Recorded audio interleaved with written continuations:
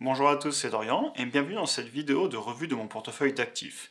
Alors, on va parler de l'évolution de mon portefeuille total et non pas seulement des actions, afin que je vous montre un petit peu ma stratégie sur mon patrimoine, comment je gère mon cash, mes différents actifs, mes actions et tout simplement mon parcours d'investisseur. Donc la dernière revue de portefeuille date de fin août 2022 et comme ces vidéos peuvent être un petit peu répétitives, je vais continuer sur le format qui avait déjà bien marché et on parlera non pas seulement de mes actions, mais on va aussi parler de mon patrimoine, de mon cash, de mes ETF, etc. Je tiens aussi à vous dire que c'est un exercice que je ne fais pas au quotidien. Je le fais car vous êtes nombreux à me le demander par message, d'ailleurs sur Instagram, en DM notamment, ou dans les commentaires, et je comprends que ça intéresse surtout dans une période où nos portefeuilles souffrent beaucoup en bourse, et ça permet aussi de voir qu'on n'est pas les seuls dans ce marché baissier. Mais sachez que personnellement, je ne regarde pas du tout les variations de mes actions au quotidien. À vrai dire, c'est pas quelque chose qui m'intéresse forcément. Moi, ce qui m'intéresse, c'est d'accumuler le plus de patrimoine possible chaque année, peu importe si j'ai une action qui monte ou qui baisse fortement. Évidemment, je le regarde parce que je veux racheter des actions ou je veux pas non plus risquer d'avoir une faillite, comme on le verra. Je me suis séparé d'actions aussi pour optimiser les impôts en 2022, on va en parler.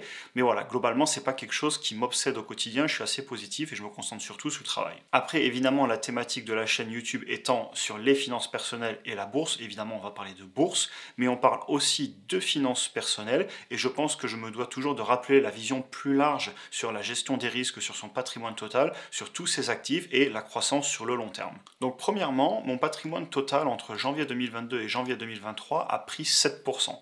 À savoir que c'est un calcul que j'arrondis tout simplement parce que j'ai des actifs qui sont durs à évaluer sans les vendre. Je pense ici par exemple aux objets de collection et des choses comme ça, ou par exemple si à l'époque j'avais de l'immobilier, c'est dur d'évaluer le prix de son immobilier tant qu'on n'a pas vendu et qu'on n'a pas le prix exact qu'on va recevoir chez le notaire. Donc voilà, c'est une estimation, cependant c'est assez précis, je le traque quand même, mais voilà, je vous ai pas mis un chiffre à virgule, on est sur en gros du 7%, ce qui n'est pas énorme par rapport à la quantité de travail et aux revenus que j'ai eu, et évidemment on va le voir, il y a eu des impacts positifs, mais aussi des impacts négatifs qui l'expliquent. Tout d'abord, les impacts positifs qui m'a permis de quand même monter en patrimoine sur un an, c'est l'augmentation de mes revenus. J'ai plusieurs sources de revenus, je travaille beaucoup, j'ai mon travail, j'ai des petits business, j'ai la chaîne YouTube, je fais de l'achat-revente, donc voilà, tous ces revenus font que j'ai quand même pas mal de revenus. Aussi, on était en temps difficile, donc j'ai augmenté mon épargne. J'ai été un petit peu plus prudent, j'ai peut-être décalé des grosses dépenses, et donc ça m'a permis d'avoir beaucoup d'apports, et tout simplement d'épargner plus et d'investir plus. Et enfin, j'ai fait des ventes avec des bonnes plus-values, en bourse notamment en début d'année, et j'ai aussi fait des ventes d'objets qui ne sont pas en bourse, ce sont des objets quand même qui prennent de la valeur de collection notamment, que j'ai vendus pour des sacrées plus-values. On avait fait plus de x2 en quelques années, parce que j'avais acheté au bon moment. Alors c'est peut-être un peu de la chance, mais en tout cas, je les ai vendus parce que c'était le bon moment pour moi. Il y a des choses qui l'expliquent, je ne veux pas en parler ici, on ne parle pas d'objets de collection. Mais donc voilà, ça m'a permis d'avoir des impacts positifs sur mon patrimoine. Ensuite, clairement, on a eu des impacts négatifs. Tout d'abord, la baisse des marchés financiers. Si vous allez regarder, le S&P 500, on a perdu en gros depuis janvier 2022 19%. Le Nasdaq, et moi j'ai beaucoup de tech comme vous le savez dans mon portefeuille, on a perdu 33%. Donc forcément, vu que j'ai quand même de l'argent en bourse, ce n'est pas du tout mon patrimoine, mais j'ai quand même de l'argent en bourse et c'est un de mes actifs, les actions individuelles et les ETF, et bien forcément ça a impacté négativement mon patrimoine. Et enfin l'autre point, c'est la baisse de l'euro. Alors certes, j'ai des actions en dollars, j'ai des ETF en dollars, mais j'ai aussi beaucoup d'actifs en euros. Et donc l'euro ayant baissé, si je regarde mon patrimoine en dollars, il a pris un coup. Après, ça s'équilibre parce que si on le regarde en euros, du coup, j'ai gagné sur la bourse. Mais pour moi, ça reste quand même un impact négatif, tout simplement parce que mes revenus sont principalement en euros. C'est-à-dire que là, YouTube, par exemple, les petits revenus publicitaires, c'est pas grand-chose, surtout en ce moment, je vous avouerai. Mais bon, c'est des revenus en euros. Mon salaire, il est en euros. Les objets que je revends de collection, ils sont en euros. Donc, forcément, quand je veux ramener en dollars pour acheter des actions américaines ou des ETF, par exemple le S&P 500, ça a un impact négatif, j'ai moins de pouvoir d'achat. Et d'ailleurs, l'euro est un petit peu remonté ce dernier mois, et c'est plutôt une bonne chose quand on est basé en Europe. Évidemment, c'est une bonne chose pour les investisseurs qui cherchent à sortir des euros d'Europe, ce n'est pas une bonne chose par exemple pour l'inflation, pour le prix du pétrole, de l'alimentaire, mais ce n'est pas le sujet de cette vidéo. Et donc tout ça, vous voyez, ça me permet de rappeler que moi, au quotidien, je me concentre sur la croissance de mon patrimoine total.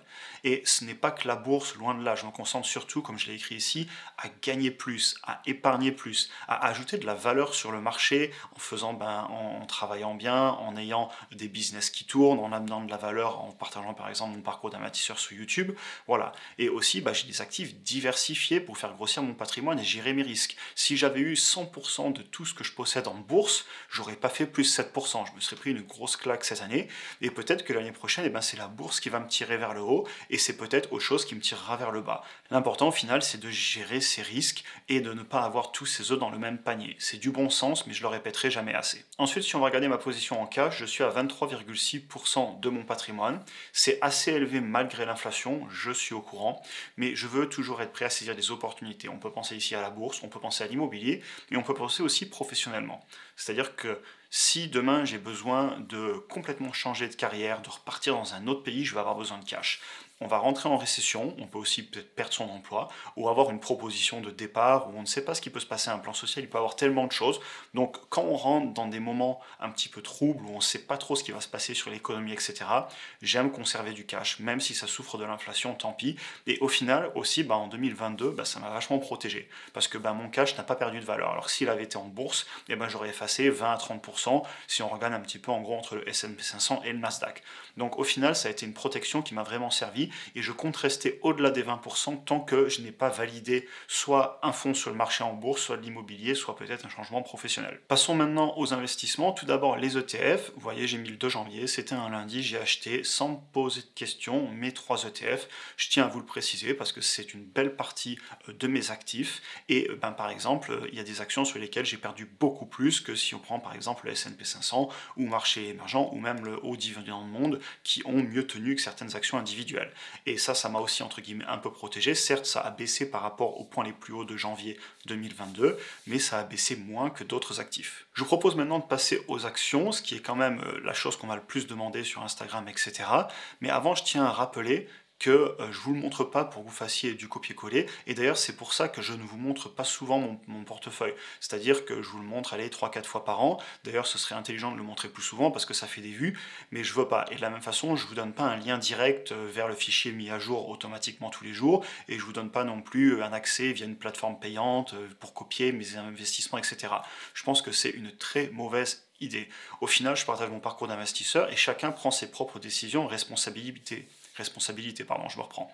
Je donne pas de conseils, et honnêtement, c'est mieux pour vous. Si vous achetez quelque chose et que vous savez pas pourquoi vous l'avez acheté, si vous avez une baisse en bourse, vous allez paniquer, vous saurez pas pourquoi le conserver ou le vendre. Donc on va passer sur mes actions individuelles. Je vous ai fait un petit graphique avant de vous montrer ligne par ligne, tout simplement parce que je vous rendiez compte de mon exposition à la tech et aussi de mes core holdings, donc mes grosses actions qui pèsent en fait énormément sur mon portefeuille. Je trouve que c'est beaucoup plus simple sous ce format que sous un petit tableau. Et je tiens aussi à vous dire que effectivement on a eu des baisses. Vous voyez, actuellement en janvier 2023, je suis à moins 28% sur mon portefeuille actions. Mais en même temps, rien d'étonnant. Le Nasdaq a fait moins 33%, le S&P 500 moins 20%, j'ai beaucoup d'actions dans la technologie, mais je me prends pas trop la tête parce que j'ai un horizon d'investissement très long. Comme je le dis toujours, c'est de l'argent dont je n'ai pas besoin pour 10 ans, voire même bien plus. Et donc je m'inquiète pas trop, pour moi au final c'est une opportunité, on en reparlera en conclusion, mais je continue à travailler, à investir, comme je l'ai fait toute cette année, et c'est le message que je transmets, et en tout cas que j'essaie de transmettre dans chacune de mes vidéos. Donc pour information, juste les apports, depuis notre dernière revue qu'on avait fait donc fin août, j'ai mis en gros entre 1100 et 1300, 1400 euros par mois, donc en septembre, octobre, novembre, décembre.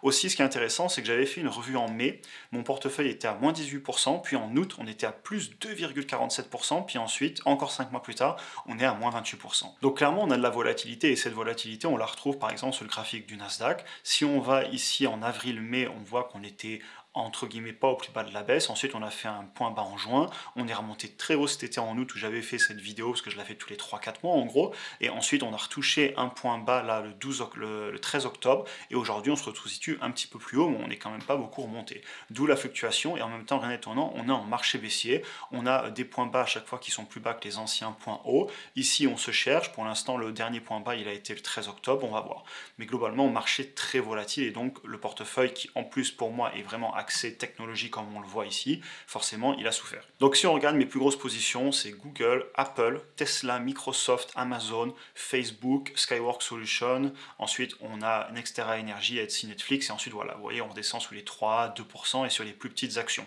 Donc si vous regardez, j'ai en gros 50% de mon portefeuille sur 7 actions. Et si vous prenez ces 7 actions, ben, clairement il y en a qui ont dévissé. D'ailleurs ça va me permettre du coup de passer sur mon tableau, donc je vais enlever celui-ci, et on voit par exemple Apple qui est ici, si on va se le chercher, je l'avais mis là, voilà.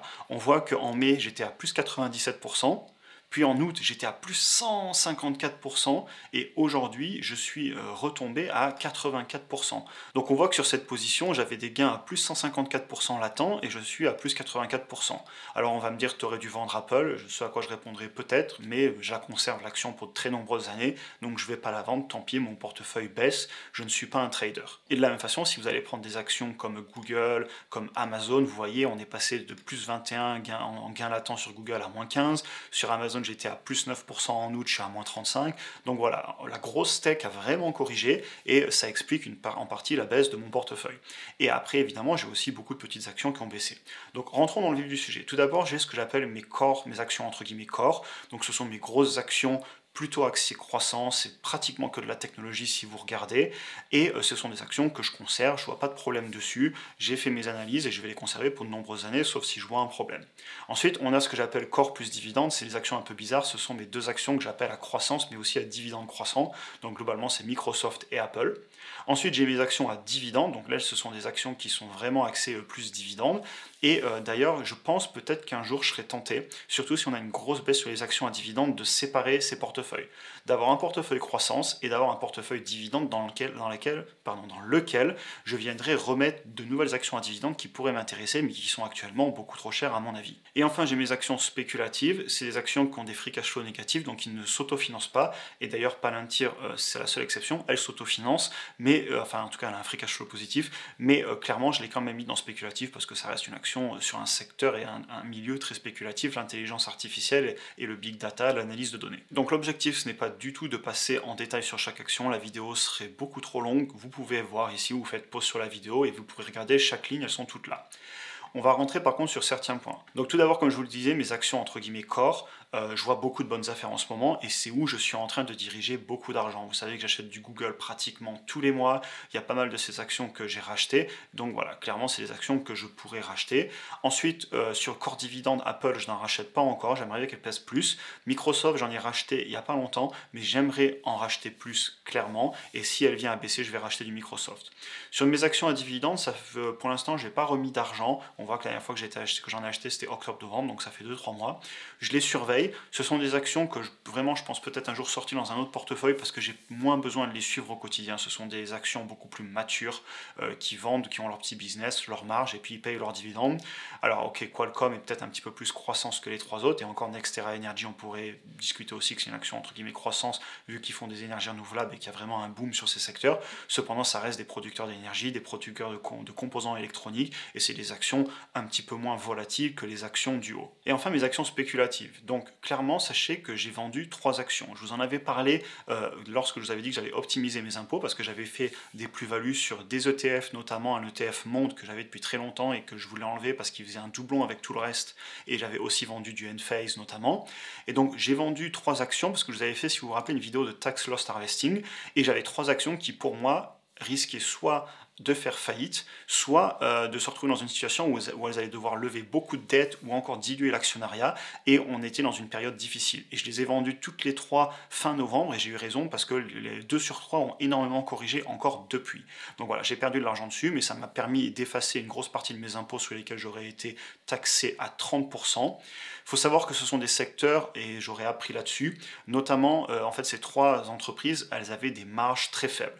Donc le gros problème que j'ai, c'est que c'est des entreprises qui, lorsqu'on a de l'inflation, vont souffrir, on peut passer sur des marges négatives, donc elles ne s'autofinancent plus, et donc il faut de la dette en tout cas du cash, et donc on fait de la dette pour avoir plus de cash, et on a brûlé tout son cash, et donc j'avais fait ces calculs, puisque voilà, les entreprises allaient encore bientôt ne plus avoir de cash, elles vont certainement encore lever de la dette. Donc c'est pour ça que je les ai vendus, et au final, est-ce que j'aurais dû les acheter à l'époque? On va pas dire que oui, non, j'aurais pas dû les acheter. Mais c'est des secteurs qui me plaisaient, j'y croyais, et j'ai fait une petite erreur, je l'assume totalement. On fait tous des erreurs, et c'est pour ça que je répéterai toujours de ne pas mettre tous ses œufs dans le même panier. C'est les entreprises qui pesaient peu dans mon portefeuille, peu sur mon patrimoine. Elles ont clairement impacté ma performance. C'est pas grave, j'ai fait des erreurs, j'ai gagné de l'argent sur d'autres aspects, et globalement, je le redirai jamais assez. Moi, ce qui m'importe, c'est ce plus 7% sur un an sur mon patrimoine, et j'ai bien l'intention de faire encore mieux l'année prochaine. Donc voilà, évidemment, c'est des erreurs sur lesquels j'apprends, que je ne vais pas forcément répéter dans le futur, je l'espère. Et sur les actions spéculatives qui me restent, je continue à les suivre de près. Et si je vois qu'on va commencer à plus avoir de cash, si je vois des mauvaises nouvelles sur les entreprises, je n'hésiterai pas à les couper.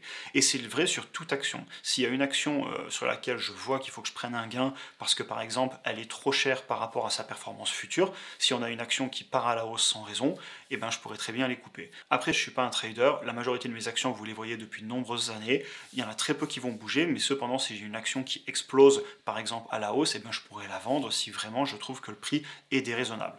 L'autre point aussi qui pourrait m'inciter à le faire, c'est que là j'ai 25 actions en portefeuille et il ne faut pas que j'aille beaucoup plus haut parce que après c'est trop de travail pour moi pour les suivre et c'est trop diversifié et au final autant avoir des ETF. D'où cette idée que j'ai de repasser aussi sur un portefeuille à dividendes que j'aurai moins besoin de suivre ou alors complètement peut-être ne plus avoir d'actions à dividendes et remettre tout cet argent sur un ETF dividende qui gérerait pour moi en gros les positions en dividendes, enfin en actions à dividendes. On peut penser ici soit à un ETF dividende États-Unis, voire à un ETF dividende monde que je possède déjà. Donc voilà, en conclusion, je continue à faire du DCA sur mes actions selon les affaires que je vois en ce moment. Je continue à DCA sur mes ETF, je maintiens ma position en cash, je continue à me battre pour gagner plus, pour peut-être refaire de l'immobilier, épargner toujours plus, tout en profitant de la vie évidemment. Comme vous le savez, je suis un partisan des personnes, enfin je fais partie des personnes qui disent qu'il ne faut pas attendre 40 ans pour investir massivement parce que le plus tôt on met beaucoup d'argent et plus vite les grands nombres vont grossir. C'est ce que j'appelle la magie des grands nombres. Enfin, c'est moi qui ai donné ce petit nom, je pense que quelqu'un a dû le dire avant, peu importe.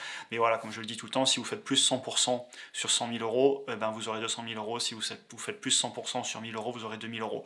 Donc faire 7% c'est bien, mais il faut faire 7% sur des gros montants. C'est pour ça que je suis jeune, je travaille énormément, j'épargne énormément, tout en voyageant, tout en me faisant plaisir, mais je suis raisonnable. C'est-à-dire que voilà, les choses qui ne me font pas vraiment plaisir, je me serre un petit peu la ceinture maintenant pour pouvoir me faire plaisir plus tard. Du coup, merci d'avoir regardé cette vidéo, j'espère qu'elle vous a intéressé et d'ailleurs dites-moi dans les commentaires ce que vous en avez pensé, où vous en êtes sur votre évolution dans le patrimoine, est-ce que comme moi vous regardez le grand nombre et ce qu'on dit en anglais the bigger picture et vous n'êtes pas concentré, stressé sur des petits détails. Après aussi, vous avez des liens dans la description vers du contenu si vous voulez aller plus loin, notamment avec une introduction à la bourse qui est assez pertinente et sur laquelle j'ai eu des bons retours. Je vous souhaite une excellente journée et on se voit dans la prochaine vidéo.